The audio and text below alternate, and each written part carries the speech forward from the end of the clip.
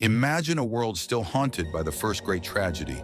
A brother murdered, a family shattered, and the weight of sin growing heavier with each passing day. Out of this darkness, a new hope was born.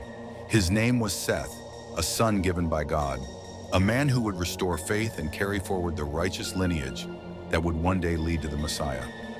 This is the story of Seth, the forgotten son of Adam, the bridge between the fall of man and the promise of redemption. After the death of Abel at the hand of his brother Cain, Adam and Eve were left grieving. They had lost one son to violence and another to exile.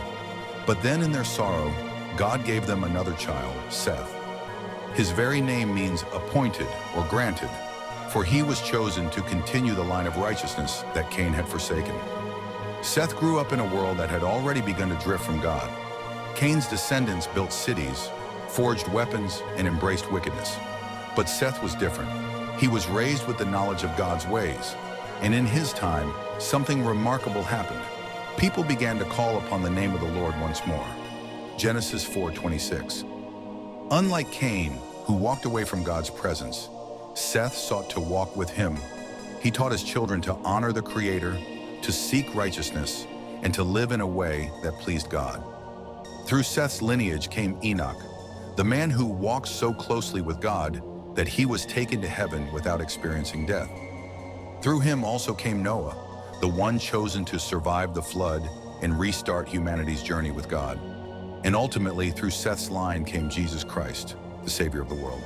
While little is written about Seth's daily life, his legacy speaks volumes. He was a man who stood in contrast to the corruption spreading across the earth. Where Cain's descendants pursued power and earthly gain, Seth's descendants sought wisdom and faith. It was through his line that the knowledge of God was preserved in a world that was quickly losing sight of him. Seth's story reminds us that even in the darkest times, God raises up those who will stand for righteousness. His life was not marked by grand battles or dramatic moments, but by something even more powerful: faithfulness. Through one obedient man, God preserved a line that would ultimately lead to salvation for all humanity. So what can we learn from Seth? That even when the world turns away from God, we can choose to walk in his ways. We can be the ones who pass down faith, who restore hope, and who carry forward the light of God's truth. What are your thoughts on Seth's legacy? Let me know in the comments, and don't forget to like and subscribe for more powerful biblical stories.